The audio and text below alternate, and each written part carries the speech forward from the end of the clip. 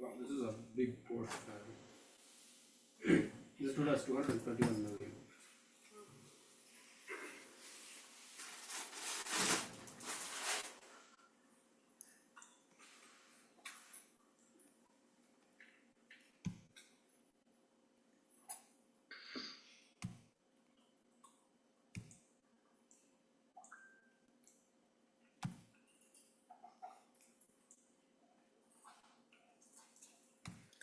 Om Namo Bhagavate Vasudevaya. Om Namo Bhagavate Vasudevaya. Namo Bhagavate Vasudevaya. Om Namo Bhagavate Vasudevaya. Om Namo Bhagavate Vasudevaya. Om Namo Bhagavate Vasudevaya. Narayanam Namaskritya Naram Chaiva Narottamam Devim Saraswatim Vyasam Tato Jayam Mudirayet Nashtaprayeshva Bhadreshu Nityam Bhagavata Sevaya Bhagavatyuttama Shloke Bhaktir Bhavati Naishtiki Nama Om Vishnupadaya Krishna Preshtaya Bhutale Srimate Bhakti Vedanta Swaminiti Namine Namaste Saraswate Deve Gauravani Pracharine Nirvishesha Shunyavadi Paschatya Deshatarine Jai Sri Krishna Chaitanya Prabhu Nityananda Sri Advaita Gadadhara Srivasadi Gaura Bhakta Vrinda Hare Krishna Krishna Krishna Hare Hare Hare Rama Rama Rama Hare Hare. Hare Krishna, dear devotees. Welcome to today's Krishna book reading. So this morning we had read chapter 6, the killing of Putana. So we will continue reading. So we saw how Putana was killed and Nanda Maharaj returned with the other cowherd men and they saw the dead body of Putana, and Nanda Maharaj was glad to see that Krishna was fine. And also the body of Putana was cut into pieces and it was cremated. And a very celestial divine fragrance came from the burning body of Putana. This is because Putana's body was touched by Krishna. He drank her milk. So because of that, now her body became spiritualized and that fragrance was coming from her body. So let's continue reading chapter 7, the salvation of Trṇavarta. The Supreme Personality of Godhead Krishna is always full with 6 opulences, namely complete wealth, complete strength, complete fame, complete knowledge, complete beauty, and complete renunciation. The Lord appears in different complete eternal forms of incarnation. The conditioned soul has immense opportunity to hear about the transcendental activities of the Lord in these different incarnations. So the Lord has unlimited forms, and in each form, in each form, he performs unlimited transcendental activities. So we have enough subject matter to meditate on, to talk about, to remember, to hear. So the conditioned soul has immense opportunity to hear about the transcendental activities of the Lord in these different incarnations. In the Bhagavad Gita it is said, Janma karma chame divyam. The pastimes and activities of the Lord are not material, they are beyond the material conception, and the conditioned soul can benefit by hearing such uncommon activities. That is what we are trying to do. The pastimes and activities are not material, of the Lord are not material. They are beyond the material conception. And what happens when you hear about these activities, the transcendental activities of the Lord? The conditioned soul can benefit immensely. Hearing is an opportunity to associate with the Lord. To hear his activities is to evolve one's transcendental nature simply by hearing. So hearing is also one of the limbs of devotional service. In fact, the most important one. Bhakti begins with hearing. So simply by hearing, one evolves his transcendental nature. The conditioned soul has a natural aptitude to hear something about other conditioned souls in the form of fiction, drama, and novel. That inclination to hear something about others may be utilized in hearing the pastimes of the Lord. Then one can immediately evolve his transcendental nature. Krishna's pastimes are not only beautiful, they are also very pleasing to the mind.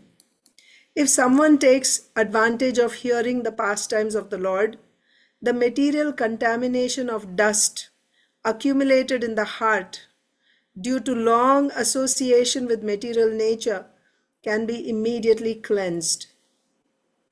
So we are accumulating material dust. We have been accumulating for a very long time, and even now we keep accumulating. When we hear the pastimes of the Lord, this dust is cleansed immediately. Lord Chaitanya also instructed that simply by hearing the transcendental name of Lord Krishna, one can cleanse the heart of all material contamination. You don't have to do anything else. Even if you simply heard the name of Lord Krishna, that is sufficient to cleanse the heart of all material contamination.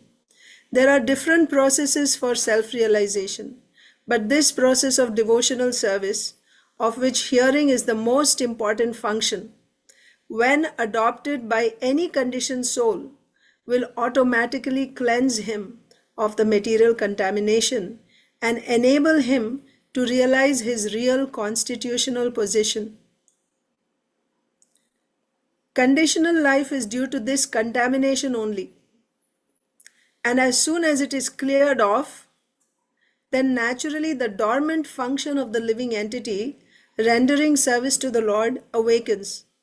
By developing his eternal relationship with the Supreme Lord, one becomes eligible to create friendship with the devotees. So when we develop our eternal relationship with the Supreme Lord, we become eligible to create friendship with the Lord's devotees. Maharaj Parikshit recommended from practical experience that everyone try to hear about the transcendental pastimes of the Lord. This Krishna treatise is meant for that purpose, and the reader may take advantage of it to attain the ultimate goal of human life. So this is actually like the introduction, right, to the Krsna book. Of course, we are in the 7th chapter. The Lord, out of his causeless mercy, descends to this material world and displays his activities just like an ordinary man. Unfortunately, the impersonalists or the atheistic class of men consider Krishna to be an ordinary man like themselves. When Krishna comes, the atheistic class or the impersonalist class of men, what do? They consider Krishna to be an ordinary man like themselves, and so they deride him. This is condemned in the Bhagavad Gita by the Lord himself when he says, Avajananti mam mudha. Avajananti, nahi jante hain. Who? Mudha. Mudha means less intelligent or asses or rascals. Those who are foolish, they don't know the position of the Supreme Lord. The Mudas or rascals take Krishna to be an ordinary man or a slightly more powerful man. Out of their great misfortune, they cannot accept him as the Supreme Personality of Godhead. Sometimes such unfortunate persons misrepresent themselves as incarnations of Krishna without referring to the authorized scriptures. When Krishna grew up a little more, so now coming back to the pastime, So Putana is dead and Krishna is growing. When Krishna grew up a little more, he began to turn himself backside up, right? Roll over.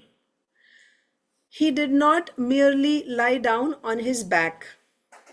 And another function was observed by Yashoda and Nanda Maharaj, Krishna's first birthday, so 1 year.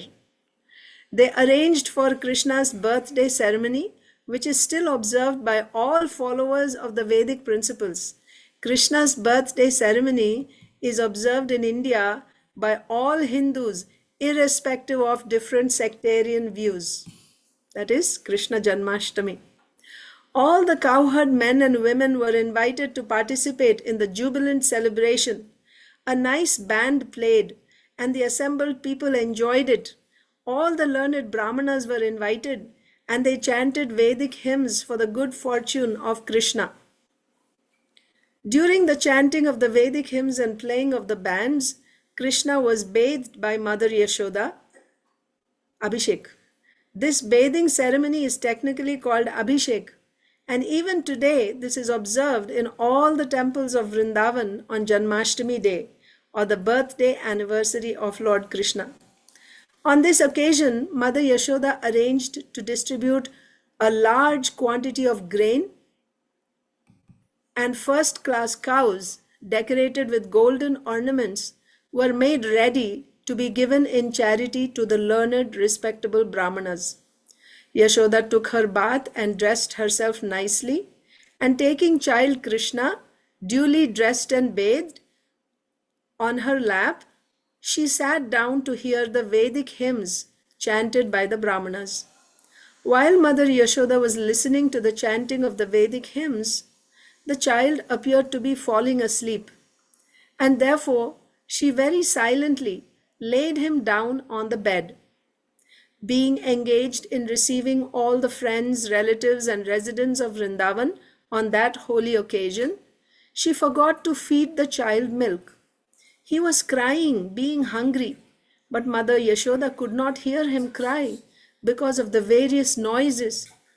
The child, however, became angry because he was hungry and his mother was not paying attention to him. So he lifted his legs and began to kick his lotus feet, just like an ordinary child. Baby Krishna had been placed underneath a hand-driven cart, and while he was kicking his legs, he accidentally touched the wheel of the cart, and it collapsed. Various kinds of utensils and dishes made of brass and other metals had been piled up in the handcart, and they all fell down with a great noise. The wheel of the cart separated from the axle, and the spokes of the wheel were all broken just with one kick. The wheel separated from the axle, and all the spokes of the wheel also were broken and scattered hither and thither. Mother Yashoda and all the gopis, as well as Maharaj Nanda and the cowherd men, were astonished as to how the cart could have collapsed by itself. All the men and women who were assembled for the holy function crowded around and began to suggest how the cart might have collapsed. No one could ascertain the cause, but some small children who were entrusted to play with baby Krishna informed the crowd that it was due to Krishna's striking his feet against the wheel.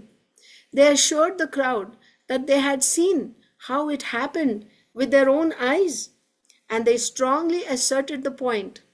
Some were listening to the statement of the small children, but others said, "How can you believe the statements of these children?"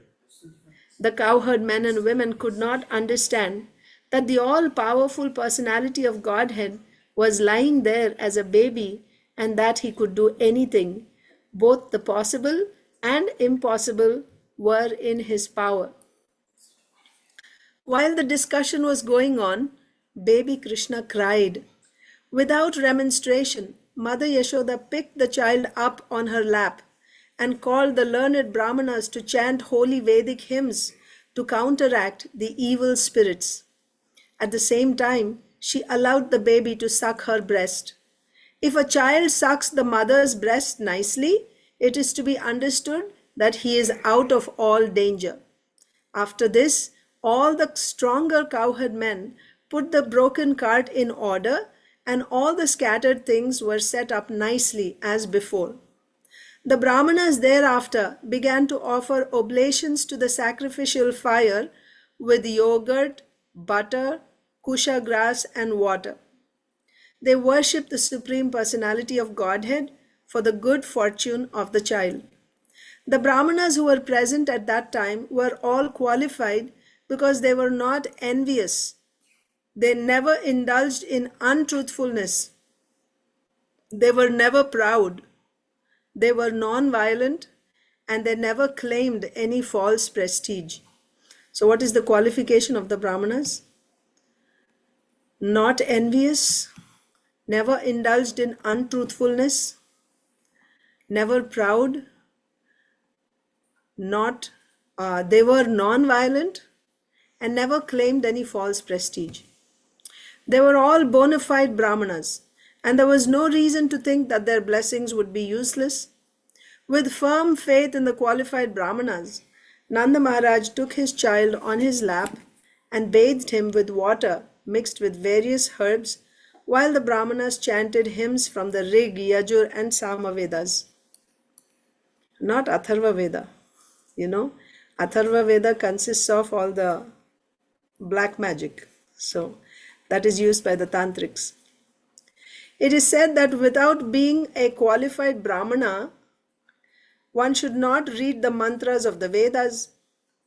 Here is the proof that the Brahmanas were qualified with all the Brahminical symptoms. Maharaj Nanda also had full faith in them. Therefore, they were allowed to perform the ritualistic ceremonies by chanting the Vedic mantras. There are many different varieties of sacrifices recommended for different purposes, but the mantras are all to be chanted by qualified Brahmanas. And because in this age of Kali, such qualified Brahmanas are not available, all Vedic ritualistic sacrifices are forbidden. Sri Chaitanya Mahaprabhu has therefore recommended only one kind of sacrifice in this age, namely the Sankirtan Yagya, or chanting the Maha Mantra, Hare Krishna, Krishna Krishna, Hare Hare, Hare Rama, Rama Rama, Hare Hare. As the Brahmanas chanted the Vedic hymns and performed the ritualistic ceremonies for the second time, because first they were chanting for the birthday, and then Krishna fell asleep, so Yasodamayi put him to bed. And then the cart fell down, so now Yasodamayi called the Brahmanas to chant the mantras for the protection. So for the second time they are chanting now. As the Brahmanas chanted the Vedic hymns and performed the ritualistic ceremonies for the second time, Nanda Maharaj again gave them huge quantities of grain and many cows. All the cows which were given in charity were covered with nice gold embroidered garments, and their horns were bedecked with golden rings, their hooves were covered with silver plate, and they wore garlands of flowers. He gave so many cows just for the welfare of his wonderful child, and the Brahmanas in return bestowed their heartfelt blessings, and the blessings offered by the able Brahmanas were never to be baffled. One day, shortly after the ceremony, when Mother Yasoda was patting her baby on her lap, the baby felt too heavy, and being unable to carry him, so she was sitting down and she had the baby on her legs and she was patting him, and the baby felt too heavy. And being unable to carry him, she unwillingly placed him on the ground. After a while, she became engaged in household affairs. At that time, a servant of Kamsa's, known as Trnavarta, as instructed by Kamsa, appeared there in the shape of a whirlwind. He picked the child up on his shoulders and raised a great dust storm all over Vrindavan, covering everyone's eyes. Within a few moments, the whole area of Vrindavan became so densely dark that no one could see himself or anyone else. During this great catastrophe, Mother Yashoda could not see her baby, who had been taken away by the whirlwind, and she began to cry very piteously. She fell down on the ground exactly like a cow who has just lost her calf. When Mother Yashoda was so piteously crying, all the cowherd women immediately came and began to look for the baby, but they were disappointed and could not find him. The Trnavarta demon went high into the sky with baby Krishna on his shoulder, but the baby assumed such a weight that suddenly he could not go any further. Trnavarta could not go any further, and he had to stop his whirlwind activities. Baby Krishna made himself heavy and began to weigh down the demon, catching hold of his neck. Trnavarta felt the baby to be as heavy as a big mountain, and he tried to get out of his clutches, but he was unable to do so. And his eyes... Krishna, she stopped talking. Crying very fiercely, he felt... Okay, I'll read that again. Trnavarta felt the baby to be as heavy as a big mountain, and he tried to get out of his clutches. He tried to get out of his clutches, but he was unable to do so, and his eyes popped out from their sockets. Crying very fiercely, he fell down to the ground of Vrindavan and died. The demon fell exactly like Tripurasura, who was pierced by the arrow of Lord Shiva. Trnavarta hit a stone slab, and his limbs were smashed. His body became visible to all the inhabitants of Vrindavan. When the gopis saw the demon killed and child Krishna very happily playing on his body, they immediately picked Krishna up with great affection. The cowherd men and women became very happy to get back their beloved child Krishna. At that time, they began to talk about how wonderful it was that the demon had taken away the child to devour him, but could not do so. They began to talk about how wonderful it was that the demon had taken away the child to devour him, but could not do so. Instead, he fell down dead. Some of them supported the situation. This is proper because those who are too sinful die from their sinful reactions, and child Krishna is pious. Therefore, he is safe from all kinds of fearful situations. And we too must have performed great sacrifices in our previous lives, worshipping the Supreme Personality of Godhead, giving great wealth in charity, and acting philanthropically for the general welfare of people. Because of such pious activities, the child is safe from all danger. Again, they're thinking like this out of their love, intense love for Krishna, that, oh, Krishna is pious, so therefore he is protected from all the evil spirits. And we are also pious people. We must have done many pious activities in our past lives, so that is protecting Krishna from danger. The gopis assembled there, spoke among themselves. What sort of austerities and penances we must have undergone in our previous lives? We must have worshipped the Supreme Personality of Godhead, offered different kinds of sacrifices, made charities, and performed many welfare activities for the public, such as growing banyan trees and excavating wells. As a result of these pious activities, we have gotten back our child, even though he was supposed to be dead. You can imagine being picked up by a whirlwind who was taken so high, and they even saw the demon dead, right?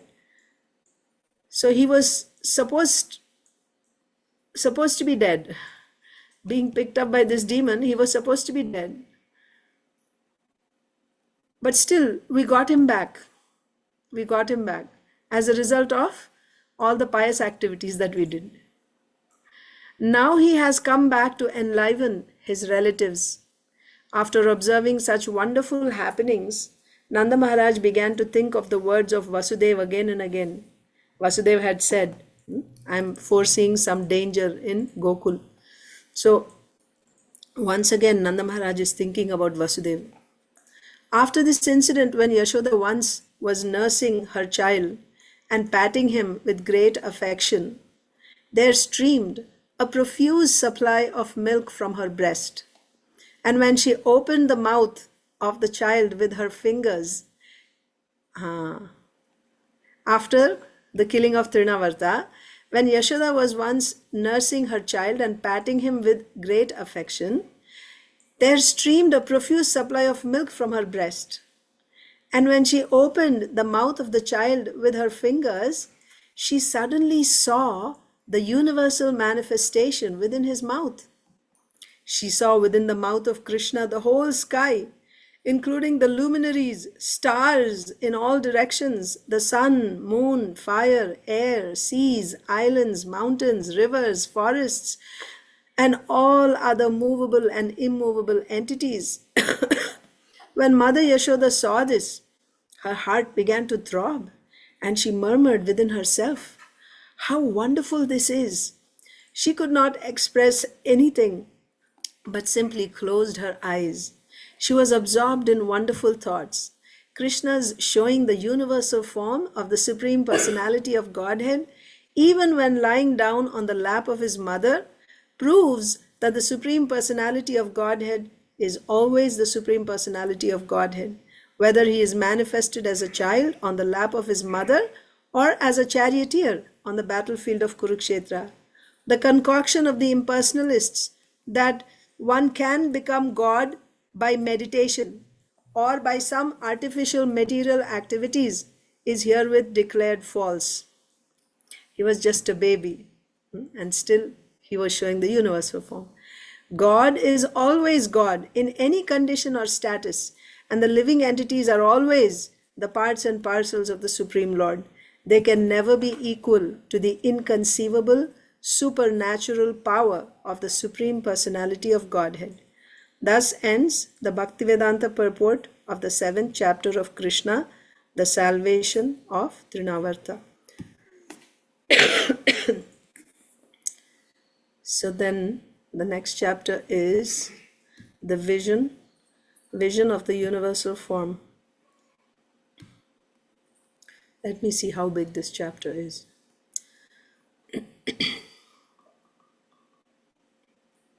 Should I read the next chapter? Yes? Yeah, you're okay. If anyone has an objection, please let me know. Okay. Chapter 8, Vision of the Universal Form. So, okay, quickly, what did we read so far from the beginning? First, about the advent of Krishna, we saw what was the reason why Krishna appeared, why Krishna. So it started off with Bhumi Devi going to Lord Brahma taking all the demigods and going to the milk ocean. Then there he gets the message from Kshirodakashayi Vishnu and how all the demigods should appear in the Yadu dynasty, Vrishni dynasty, and Kuru dynasty, etc. After that, we read about Devaki and Vasudev's wedding, about the Akashvani, that the 8th child of Devaki is going to kill Kamsa. Kamsa wanted to kill Devaki. Vasudeva instructed him. And then he promised that he would give the children to Kamsa because Kamsa had no fear from Devaki. Kamsa let them go. First child was born. Vasudeva brought the child. Kamsa was very pleased with Vasudeva's honesty. He let him go. But Kamsa's Narad Muni arrived. And Narad Muni said, anyone can be the 8th son, right? And already the demigods are taking birth in the family. They have taken birth in the Yadu dynasty and other dynasties. So Kamsa immediately, he's fearful now. So he arrested Vasudeva Devaki, killed the first baby, and also started persecuting all the family members, the Yadu dynasty and other dynasties. So they started running here and there, taking shelter in different places. And one after another, Devaki gave birth to 6 babies, and Kamsa killed all of them. Then she was pregnant with the 7th baby. That was actually Lord Balaram. Krishna ordered Yogamaya to attract the 7th, the Garbha of Devaki, to Rohini. So Yogamaya did that. It appeared that Devaki had a miscarriage. Now her womb was prepared for Krishna because of Balram's appearance, and she became pregnant with Krishna. So we also read how first the Lord entered the heart of Vasudeva, and from Vasudev's mind the Lord entered the mind of Devaki, and from there he entered the womb of Devaki. Then we read about the prayers offered by the demigods to Lord Krishna in the womb. Then also how Kamsa was feeling. Devaki was so effulgent. He was experiencing fear. This is not like any other pregnancy. He was sure that this is the 8th baby and this is the Supreme Lord, or his death. And he wanted to kill, but then he decided, no, I'm not going to kill. Because of Krishna's presence, he got that, by that influence, he got that intelligence that he shouldn't kill. And then on Janmashtami night at midnight, the Lord appeared in front of Vasudeva and Devaki.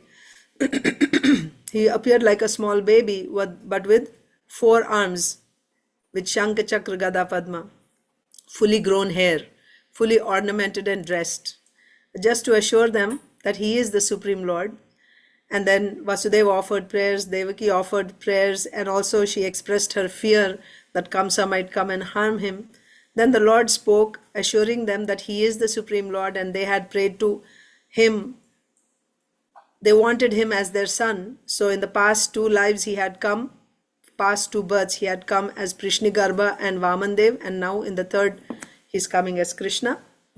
And also he instructed Vasudeva to carry him to Gokul. So Nanda Maharaj prepared to do that, and all of a sudden everyone fell asleep, all in Kamsa's palace, the guards and everyone. The gates opened, the locks opened. Nanda Maharaj went out, and then Yamuna also gave path. He crossed the Yamuna, went to Nanda Maharaj's house. Yasoda had just given birth to a baby girl. He exchanged Krishna with the baby girl, and he came back once again, and he locked the doors. Now Kamsa got news that the 8th child is born, and he came. He tried to kill the baby, although Devaki was pleading, this is a girl, please don't kill. But Kamsa anyway did that. He tried to kill, but the girl slipped from his hands, went into the sky, assumed 8 arms. This was Durga Devi, and she informed him that don't harass your sister and brother-in-law. The person that's going to kill you is already born. So he immediately released Devaki, Vasudeva, and also begged for forgiveness. And then when he went and met with his counselors, they said, no, why are you fearful, right? You are so powerful. Just order that all babies killed in the past born in the past 10 days be killed. So he passed that order. He started sending demons. Meanwhile, what happened in Vrindavan, we saw in the morning, Nanda Maharaj, right, he saw his beautiful baby and he celebrated Nandotsav. We saw how the Brajbasis, all the Gopas, Gopis celebrated. There was the astrologer who was reading the horoscope. So many Vedic mantras were being chanted, and so many different singers had come, different types of singers. It was a big celebration. 200,000 cows were given in charity, mountains of grains covered with gold, silk cloth with gold embroidery. They were all given in charity to the Brahmanas, like that. After this, Nanda Maharaj went to Mathura to pay taxes to Kamsa, and there Vasudeva came and met with Nanda Maharaj. And there in that conversation, Vasudeva was anxious about the safety of the boys, although he didn't reveal to Nanda Maharaj, that Krishna was actually his son, that he came and he exchanged or anything like that. But nevertheless, he inquired about the safety of Balaram and Krishna. And he also told him that Nanda Maharaj should go back as soon as possible because he's foreseeing some danger in Gokul. So Nanda Maharaj returned. While Nanda Maharaj was away, Putana came to Gokul, disguised as a very beautiful young lady. In fact, all the Brajbasis were thinking this is Lakshmi Devi, the goddess of fortune, who has come to meet her husband Narayan. Who is her husband Narayan? Where is Narayan?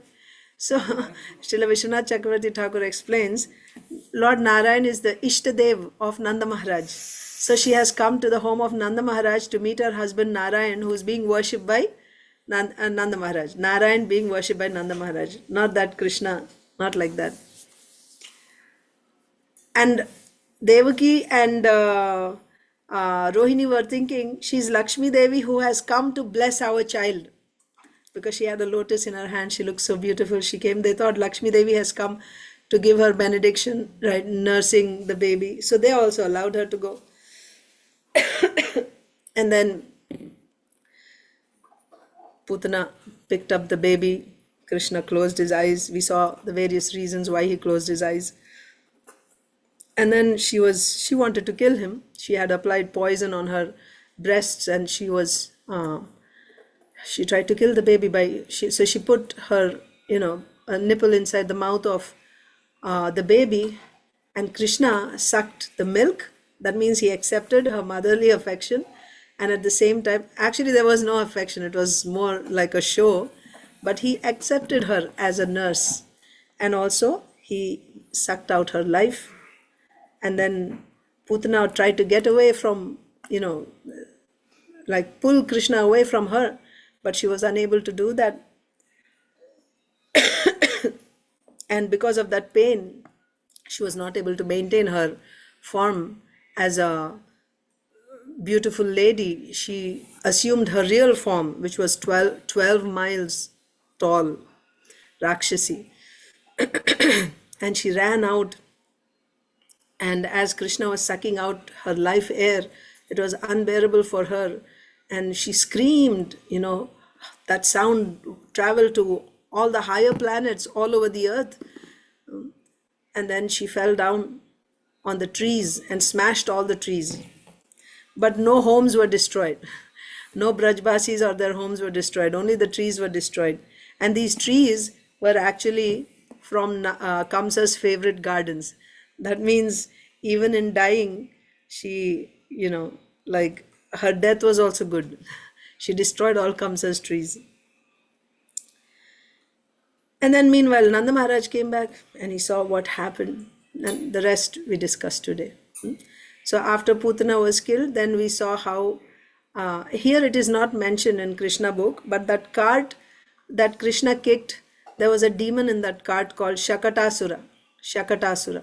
Shakata means hand cart, Asura. So he had also come to kill Krishna, and Krishna Yes, I was about to ask you that Sakatasura, where did he go? That part. Right, yeah. So he's dead, he's killed. Yeah. So Shakatasura. So after Putana, then Shakatasura was killed. Then when Krishna was 1 year old, he was 1 year old on that day. It was on his birthday that this incident happened. So after he turned 1 year, maybe a couple days later or the next day, or a few days later, then Trnavarta comes. And Trnavarta is killed. And then one day, Yasodamayi sees, because there's a lot of milk coming. So she just opened the mouth of Krishna, and inside Krishna's mouth, she saw the universe, the entire universe. She was seeing everything of the universe in the mouth of Krishna. So this next chapter, it is entitled Vision of the Universal Form. After this incident, Vasudeva asked his family priest Garga Muni to visit the place of Nanda Maharaj in order to astrologically calculate the future life of Krishna. So this is the father's responsibility, right? So Vasudeva, even though he is not able to personally do all the samskaras, he's trying to still fulfill that responsibility. So Vasudeva asked his family priest. Now Gargamuni is the family priest of the Kshatriyas, Vasudeva, right? But he was sent to Nanda Maharaj in the village to astrologically calculate the future life of Krishna. Garga Muni was a great saintly sage who had undergone many austerities and penances and been appointed priest of the Yadu dynasty. When Garga Muni arrived at the home of Nanda Maharaj was very pleased to see him and immediately stood up with folded hands and offered his respectful obeisances. He received Garga Muni with the feeling of one who is worshipping the Supreme Personality of Godhead. See, that means the way he received Garga Muni was just as he would receive the Supreme Personality of Godhead. Like the way, if you saw, if the Supreme Lord came in front of you, what would you do? You would probably offer obeisances and do arti like that. So Garga Muni was received like that by Nanda Maharaj. He offered him a nice sitting place, and when he sat down, Nanda Maharaj offered him a warm reception. Addressing him very politely, he said, "My dear Brahmana, your appearance in a householder's place is only to enlighten. We are always engaged in household duties and are forgetting our real duty of self-realization. Your coming to our house is to give us some enlightenment about spiritual life. You have no other purpose in visiting householders." We see the same thing even with regard to Sukadev Goswami, right? The only purpose that the sadhus visit householders' homes is not because they want some donation or they want some livelihood. That's just an excuse, external. Really, they are going there to benefit them, to enlighten them, to remind them of the purpose of life. Simply by seeing a sadhu, what to speak of by serving a sadhu, our good fortune awakens and we are able to once again turn towards the spiritual life. Otherwise we are always turned away, being busy with our household duties and material activities. Actually, a saintly person or a brahmana has no business visiting householders who are always busy in the matter of dollars and cents. The only reason saintly persons and brahmanas go to the place of a householder is to enlighten them. Those who are real brahmanas and real sadhus, really, that is their only purpose, and that should be, right? If you are actually going as a brahmana or a saintly person, your purpose should be to enlighten them, to benefit them, not to, take something away from them. If it is asked, why don't the householders go to a saintly person or a brahmana for enlightenment, right? It is the brahmanas and sadhus who are coming. Why don't the householders go to brahmanas' homes or saintly persons' homes? The answer is that householders are very poor-hearted. Generally, householders think that engaging in family affairs is their prime duty and that self-realization or enlightenment in spiritual knowledge is secondary. Out of compassion only, saintly persons and brahmanas go to householders' homes. And Nanda Maharaj was exactly thinking like this when he saw Garga Muni. Nanda Maharaj addressed Garga Muni as one of the great authorities in astrological science. The foretellings of astrological science, such as the occurrence of solar or lunar eclipses, are wonderful calculations. And by this particular science, a person can understand the future very clearly. Garga Muni was proficient in this knowledge. By this knowledge, one can also understand what his previous activities were that are causing him to enjoy or suffer in this life. One point that I want to make here is, sometimes in some classes we hear, what is the significance of astrology and Vastu Shastra, etc. Sometimes you will hear from devotees, these are secondary or sub-religious, principles. We don't have to follow all that. If you're just doing devotional service, it takes care of everything. You don't have to worry. And on the other side, you see some devotees are very eager about, everything, getting the astrological charts for everything and, muhurtas and everything. So the science is not wrong. The science is correct, right? This is there in the Vedas, and this is also a Vedic science. Again, the point is, according to qualification, if one is actually in pure devotional service, conditions apply. What is pure devotional service? Then there is no need to look for the auspicious time or vastu or anything. It's not required for them, because you have achieved that stage of complete dependence on the Supreme Lord. So if you are completely dependent on the Supreme Lord, then whatever comes, even if it is, inauspicious or something, everything is auspicious, because you see everything is coming from the Supreme Lord. So there's no problem for a pure devotee. There's no need to check. For him, yes, for such a person, then astrology and vastu, these are not required. What if someone is, and here also, specifically there's householders, then you have brahmacharis, vanaprasthas and sannyasis. Brahmacharis, vanaprasthas and sannyasis are renunciates or tyagis, right? So for them, is it required to see what is auspicious and what is not auspicious? No, really it's not, because their whole idea is they have renounced this world. So there's no question of looking for some auspiciousness for them. So mainly it is for householders. Then in householders, should we follow this or not follow is the question, right? So actually, just like, to set example for others, that you follow the Vedic standards, right? It's not like you just reject the Vedic standards, you follow the Vedic standards, but not just, your faith is not in that. Your faith is in pure devotional service only. And when you follow, it is simply to set example to others that this is the Vedic culture, and we don't neglect the Vedic culture, or we don't, because those who don't have qualification for pure devotional service, when they follow these dharmas, then they're at least not committing sinful activities. You understand? So all these other things are required during the time when you're not engaged in direct devotional service, pure devotional service.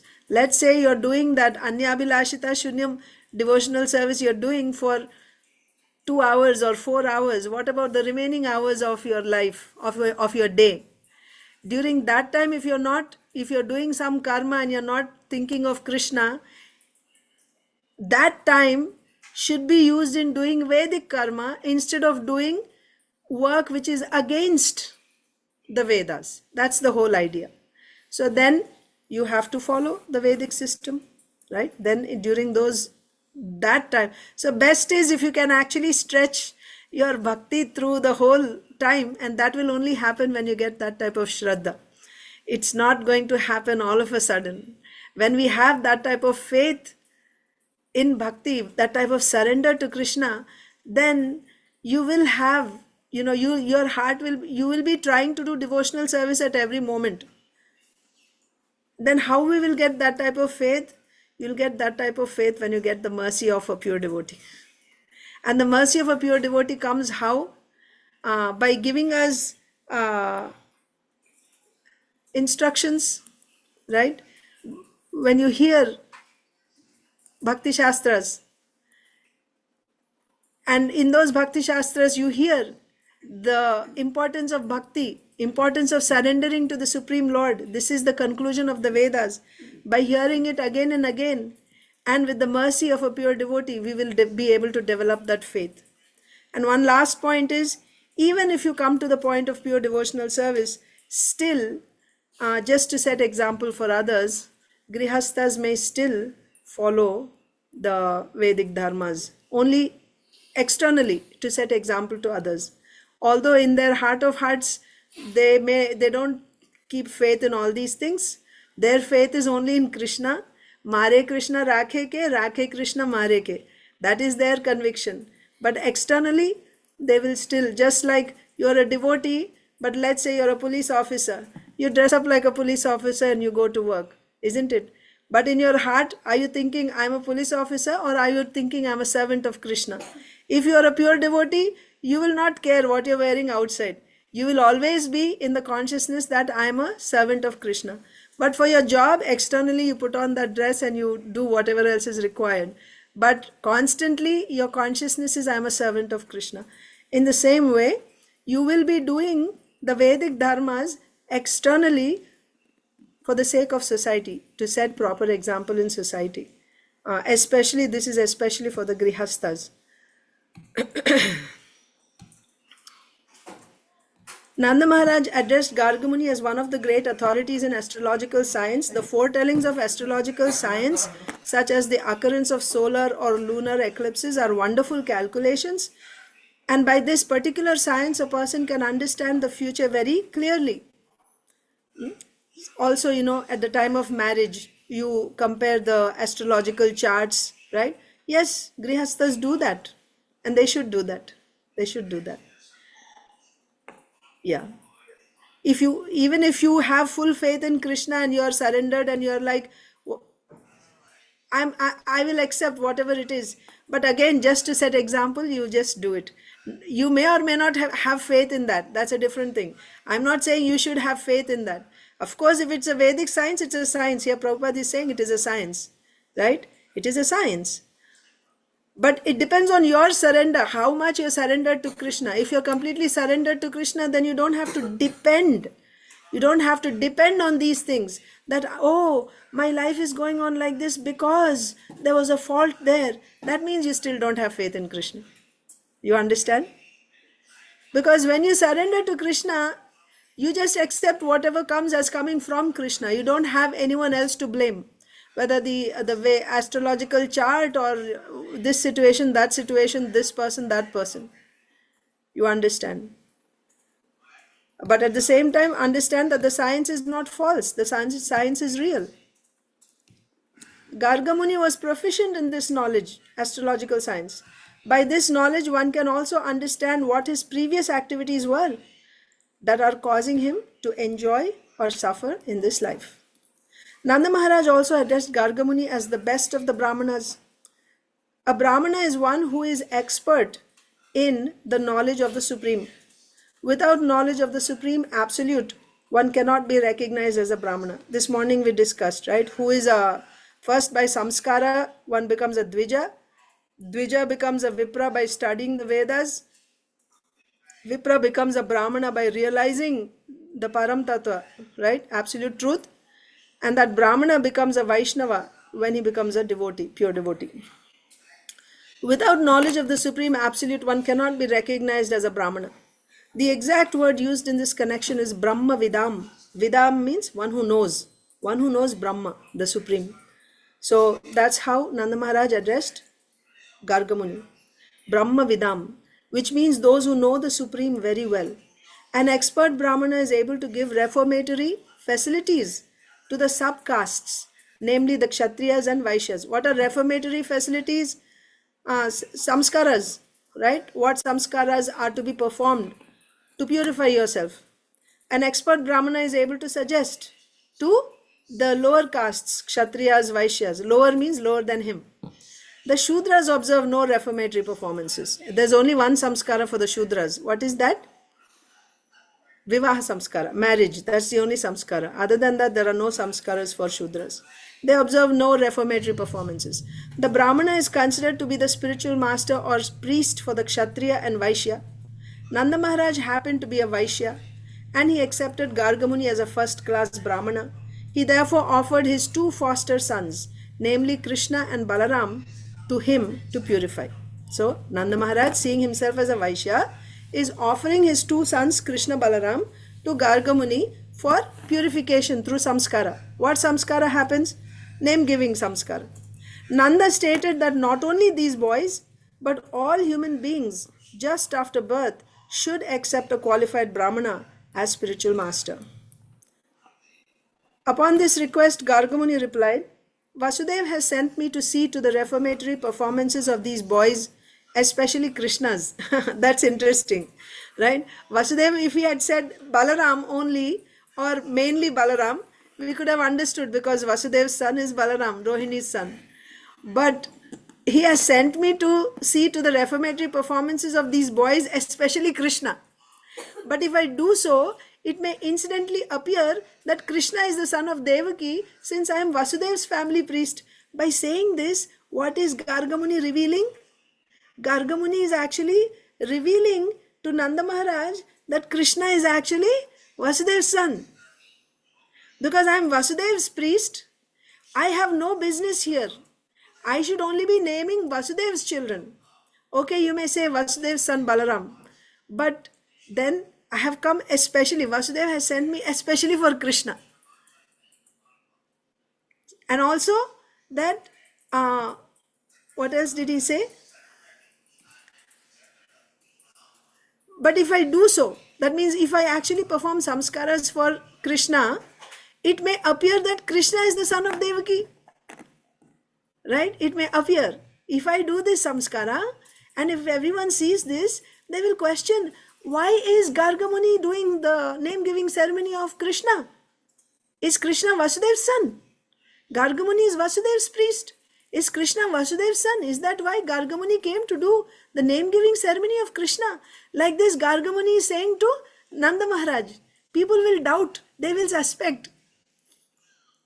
By his astrological calculation, Gargamuni could understand that Krishna was the son of Devaki, which Nanda did not know. Nanda didn't know this, but Gargamuni knew this. Indirectly, Gargamuni said that Krishna and Balaram were both sons of Vasudeva. Balaram was known as the son of Vasudeva because his mother Rohini was present there. But Nanda Maharaj did not know about Krishna.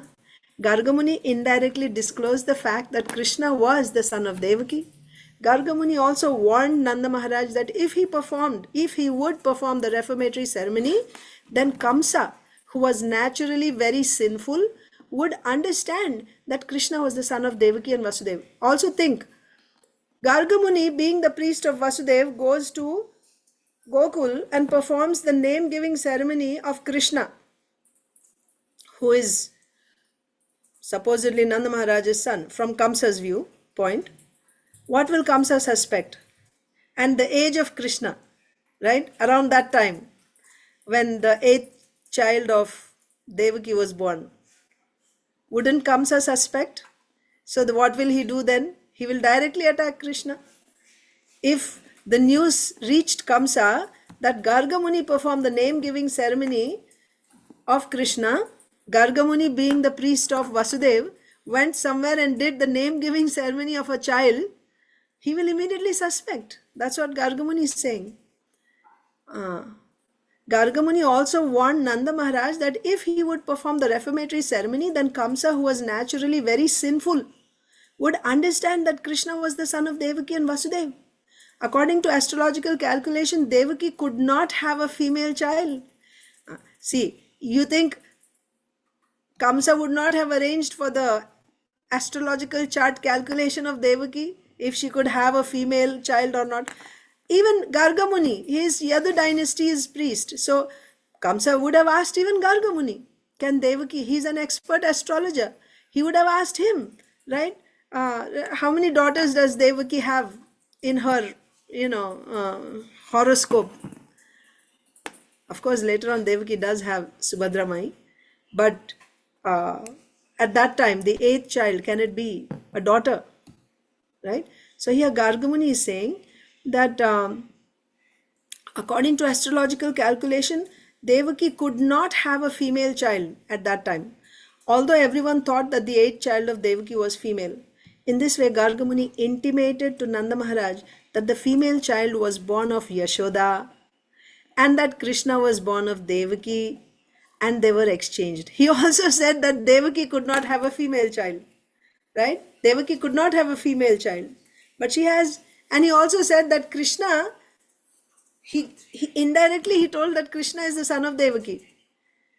Then, but now that son is with Yasoda means what?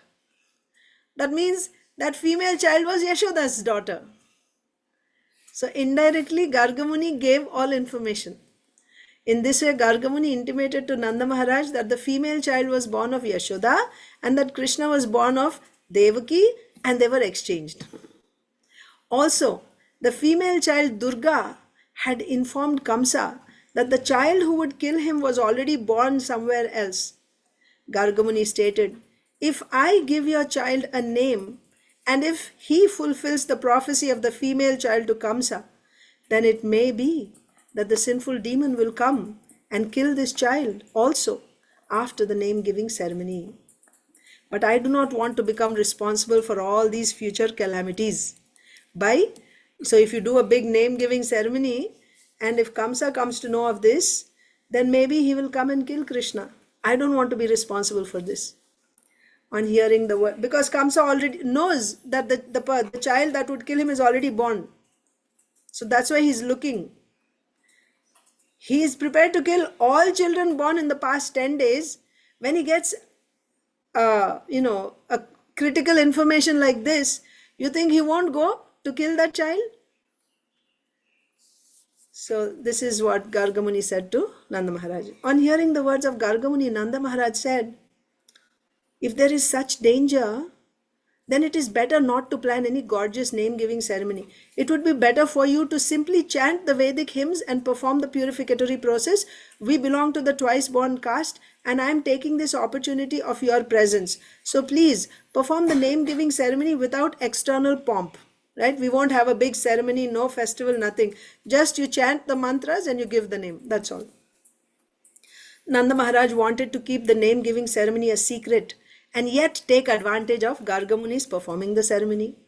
When Gargamuni was so eagerly requested by Nanda Maharaj, he performed the name-giving ceremony as secretly as possible in the cow shed of Nanda Maharaj, just amid the cows. Nanda Maharaj and maybe Yasodamayi and Rohini, that's all. He informed Nanda Maharaj that the son of Rohini would be very pleasing to his family members and relatives and therefore would be called Rama. Rama means one who gives pleasure. In the future, he would be extraordinarily strong and therefore would be called Baladeva. Baladeva. Gargamuni said further, because your family and the family of the Yadus are so intimately connected and attracted, his name will also be Sankarshana.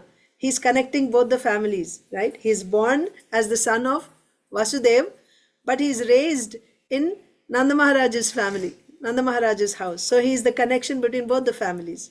So his name will be Sankarshan, one who is attracting both the families or connecting both the families. This means that Gargamuni awarded 3 names to the son of Rohini, namely Balaram, Sankarshan and Baladev. But he carefully did not disclose the fact that Balaram had also appeared in the womb of Devaki and was subsequently transferred to the womb of Rohini. Remember, both Devaki and Rohini both became pregnant at the same time. Only Rohini was aware, right? When she was in the 7th month's pregnancy, she had a dream at first that she had a miscarriage in the middle of the night. This is actually given in Harivamsa.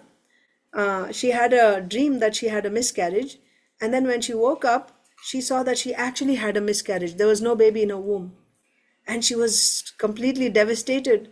Then Yogamaya informed her, don't worry, your baby is being replaced by the baby of Devaki. And then she became pregnant once again. So others were not aware of this, but Rohini was aware. So then Devaki, it appeared like Devaki had a miscarriage because the baby was transferred from Devaki's womb to Rohini's womb. So this was not revealed to Nanda Maharaj at this time of name-giving ceremony, right? He did not disclose the fact that Balram was actually was conceived by Devaki and then transferred to Rohini.